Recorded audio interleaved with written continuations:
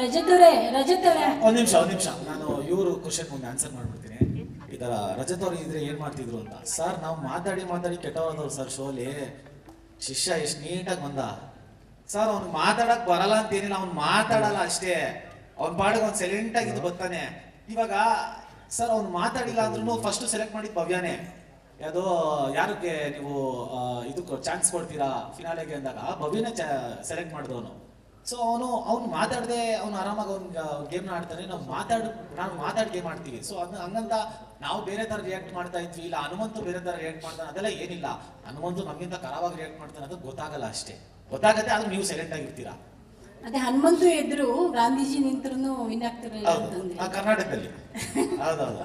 ಅಲ್ಲ ಏನಕ್ಕೆ ಅನಿಸ್ತು ನಿಮ್ಗೆ? ಅದು ನನಗನ್ಸಿದ್ದು ಅಂದ್ರೆ ಗಾಂಧೀಜಿ ನಿಂತಿದ್ರು ಹನುಮಂತು ಮುಂದೆ ಅವನೇ ಗೆಲ್ಲೋನು ಕರ್ನಾಟಕದಲ್ಲಿ. ಪವರ್ ಏನಿದೆ ಹನುಮಂತು ಅವ್ರಿಗೆ ಅದೇನೋ ಗೊತ್ತಿಲ್ಲ ಮೇಡಮ್. ಆರಾಮಾಗಿ ಅವನು ಇವಾಗ ನೋಡ್ರಿ ಎಕ್ಸಾಂಪಲ್ ತುಂಬಾ ಕ್ಲಿಯರ್ ಆಗಿ ಹೇಳ್ಬೇಕು ಅಂದ್ರೆ, ಎಂಟರ್ಟೈನ್ಮೆಂಟ್ ಅಂತ ಬಂದಾಗ ನಾನು ಒಳ್ಳೆ ಡ್ಯಾನ್ಸರು, ಒಳ್ಳೆ ಪರ್ಫಾರ್ಮರು, ಒಳ್ಳೆ ಕಮಿಡಿಯನ್, ಒಳ್ಳೆ ಆಕ್ಟರು, ಒಳ್ಳೆ ಇವಾಗ ರಿಯಾಲಿಟಿ ಶೋಗೆ ಏನೇನ್ ಬೇಕು ಅಂತ ಎಲ್ಲಾ ಅದ್ಭುತಗಳನ್ನ ಕೊಡುವಷ್ಟು ತಾಕತ್ತಿರೋನು ನನಗೆ ಅಂತ ನಾನು ಅನ್ಕೊಂಡಿದ್ದೀನಿ. ನನ್ನ ಪ್ರಕಾರ ಎಷ್ಟಾಗುತ್ತೋ ಅಷ್ಟು ಮ್ಯಾಕ್ಸಿಮಮ್ ನಾನು ಕೊಟ್ಟಿದ್ದೀನಿ. ಗೆಲ್ಸಿದ್ರ ನನ್ನ ಅವ್ರಿಗೆ ಅವ್ರು ಸುಪೀರಿಯರ್. ಅದಕ್ಕೆ ಹೇಳಿದ್ ನಾನು ನನಗಿಂತ ಸುಪೀರಿಯರ್ ಹನುಮಂತು. ಹೌದು ಹೌದು ಹೌದು ಹೌದು ಹೌದೌದು. ಅದೇ ಕರ್ನಾಟಕದಲ್ಲಿ ಇವನೇ ಗೆಲ್ಲೋನು, ಗಾಂಧೀಜಿ ಗೆಲ್ತಿರ್ಲಿಲ್ಲ.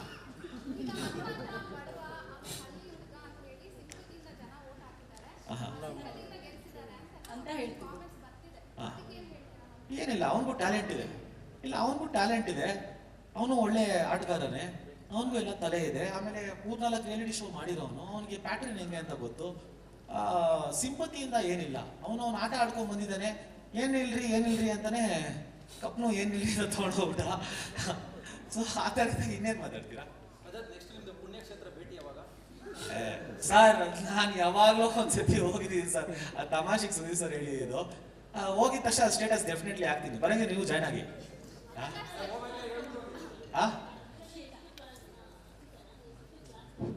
ಏನು ಕ್ಲಾಸ್ ತಗೊಂತಾಳೆ, ಏನು ತಗೊಂಡ?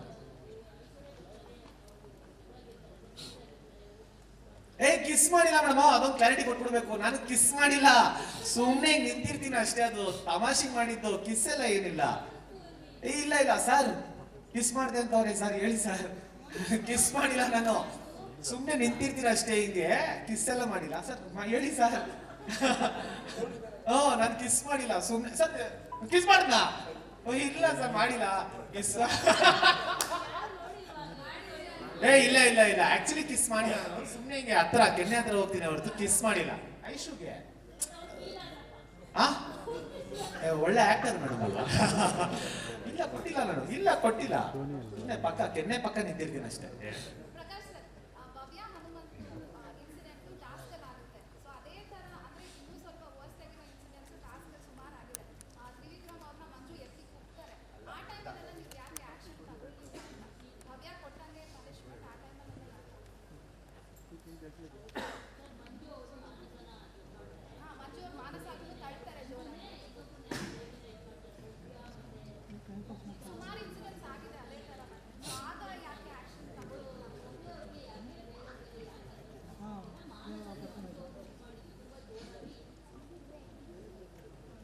ಸರ್ ಮಂಜು ಅವ್ರು ಮಾಡಿದ್ರು ಅಂದ್ರೆ ನೀವು ಅದನ್ನು ಅಂದ್ರೆ ಇಂಟೆನ್ಷನ್ ಗೊತ್ತಾಗುತ್ತೆ. ಹೇಳ್ತಾ ಇರೋದು ಇಂಟೆನ್ಷನ್ ಮಾಡೋದು, ಅನ್ಇಂಟೆನ್ಷನಲಿ ಆಗೋದು ಒಂದು ಬರುತ್ತಲ್ಲ ವಿಷಯ.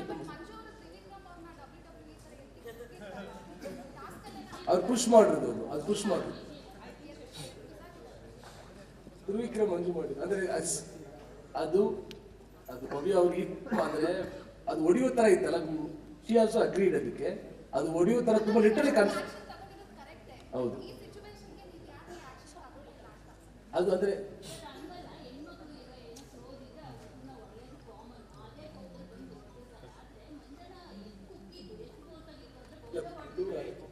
ಕುಕಿ ತ್ರಿವಿಕ್ರಮ್.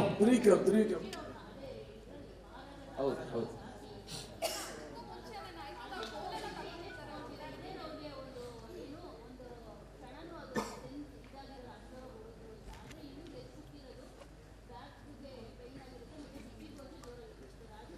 ಇಲ್ಲ ಅವ್ರಿಗೇನು ಪೇನ್ ಆಗಲಿಲ್ಲ, ಯಾರು ಓಕೆ ವಿದ್ದಾರೆ ಇಲ್ಲ. ಅಂದ್ರೆ ಟಾಸ್ಕಲ್ಲಿ ರೆಗ್ಯುಲರ್ ಪುಷ್ ಮಾಡುವುದು ಇಲ್ಲ, ಅಂದ್ರೆ ಟಾಸ್ಕ್ ರೆಗ್ಯುಲರ್ ಪುಷ್ ಮಾಡುವುದು, ತಳ್ಳುವುದು, ಬರ್ಸೋದೆಲ್ಲ ತುಂಬಾನೇ ಅಂದರೆ ಅದು ಆಲ್ಮೋಸ್ಟ್ ಎಲ್ಲ ಟಾಸ್ಕ್ ಬರುತ್ತೆ. ಅದು ಅಲ್ಲಿಗೆ ಅಲ್ಲಿ ಅವಶ್ಯಕತೆ ಇಲ್ಲ, ಅಲ್ಲಿ ಪುಷ್ ಮಾಡೋದಾಗ ತಳ್ಳು ಏನು ಅವಶ್ಯಕತೆ ಇಲ್ಲ.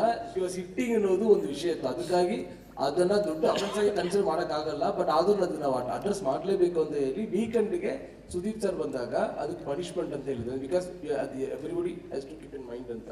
ಅದನ್ನ ಟಾಸ್ಕ್ ಅಲ್ಲಿ ಮಾಡಿದ್ದಾರೆ ಅಂದ್ಬಿಟ್ಟು ಅದನ್ನ ಎಕ್ಸ್ಕ್ಯೂಸ್ ಮಾಡೋಕ್ಕಾಗಲ್ಲ. ಅಟ್ಲೀಸ್ಟ್ ಇದನ್ನ ಇದು ಎಲ್ಲರೂ ತಲೆಗೆ ಹೋಗ್ಲಿ ಅಂತ ಹೇಳಿ ಮಾಡಿರೋದು ಅದು. ಅದು ಬಿಟ್ಟು ತಳ್ಳುವುದು ಪುಷ್ ಮಾಡೋದು ಅಂದ್ರೆ ದೇರ್ ಆಲ್ ಓಕೆ ಇದ್ದಾರೆ. ಯಾಕಂದ್ರೆ ಎಲ್ಲ ಟಾಸ್ಕ್ ಅಲ್ಲಿಗೆ ಆಗುತ್ತೆ. ಮೇ ಬಿ ಅದನ್ನ ಅಟ್ಯಾಕ್ ಮಾಡೋದು, ಪ್ರೊಟೆಕ್ಟ್ ಮಾಡೋದು ರೀತಿ ಬಂದಾಗ ನೀವು ತಳ್ಳುವುದು ಪುಷ್ ಮಾಡೋದು ಇಲ್ಲದೆ ಅದನ್ನ ಮಾಡೋಕ್ಕೆ ಆಗಲ್ಲ. ಅದರಲ್ಲಿ ಒಂದು ಸರ್ಟನ್ ಲಿಮಿಟ್ ಇರುತ್ತೆ. ನಾವು ನೋಡ್ತೀವಿ ಇಂಟೆಂಟ್ ಯಾವ್ದಾಗುತ್ತೆ, ಅನ್ಇಂಟೆಂಟ್ ಯಾವ್ದು ಹೋಗುತ್ತೆ. ಇಫ್ ಸಮಥಿಂಗ್ ಗೋಯಿಂಗ್ ರಾಂಗ್ ಅಂದ್ರೆ ವಿಲ್ ಗೋಂಟ್ ಸ್ಟಾಪ್. ಅದನ್ನ ಹಂಗೆ ನೋಡ್ಬೇಕು. ಪ್ರೊಟೆಕ್ಟ್ ಮಾಡ್ಕೋಬೇಕಾದ್ರೆ ನೀವು ಮಾಡ್ಲೇಬೇಕಲ್ಲ.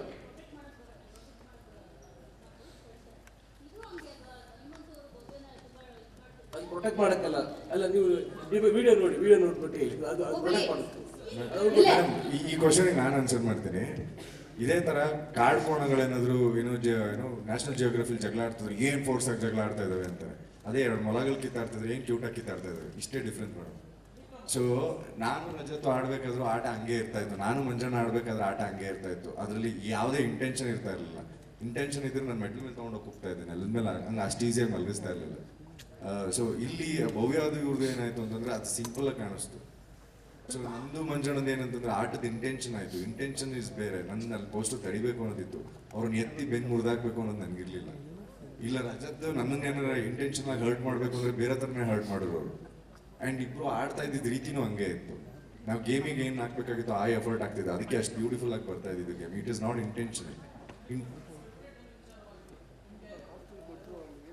ಗೌತಮಿ ಅಥವಾ ಮೋಕ್ಷಿತ ಮಸಾಜ್ ಮಾಡ್ತಾ ಇರ್ತಾರೆ, ಸ್ವಿಮ್ಮಿಂಗ್ ಪೂಲ್ ಪಕ್ಕದಲ್ಲಿ ಐಶ್ವರ್ಯ ನಿಂತ್ಕೊಂಡಿರ್ತಾರೆ. ಆ ಸ್ಕ್ರಿಪ್ಟೆಡ್ ವಿಚಾರ ಗೊತ್ತಾಗುತ್ತೆ ಕ್ಲಿಯರ್ ಆಗಿ. ಐಶ್ವರ್ಯ ಹೀಗೆ ನೋಡ್ತಾ ನೋಡ್ತಾ ನೋಡ್ತಾ ಸ್ವಿಮ್ಮಿಂಗ್ ಪೂಲ್ ಅಲ್ಲಿ ಬೀಳ್ತಾರೆ. ನಿಮ್ಗೆ ಮಸಾಜ್ ಮಾಡುವಂತವ್ರು ನೋಡಿ ಭವ್ಯ ಫುಲ್ ಸಿಟ್ ಆಗ್ತಾರೆ. ಅಂದ್ರೆ ಅದೊಂಥರ ಭವ್ಯ ನಿಮ್ಗೆ ತುಂಬಾ ಲವ್ ಇದೆ ಅನ್ನುವಂಥದ್ದಾಗ ತುಂಬಾ ಚರ್ಚೆ ಆಗ್ತಾ ಇತ್ತು. ಅದಕ್ಕೆ ಸ್ಕ್ರಿಪ್ಟೆಡ್ ಕ್ಲಿಯರ್ ಗೊತ್ತಾಗುತ್ತಲ್ಲ ಸರ್ ಅಲ್ಲಿ. ಅದು ಮಾಡಿದ್ದು ಶೋಗೆ ಸರ್, ಟಾಸ್ಕ್ ಅದು.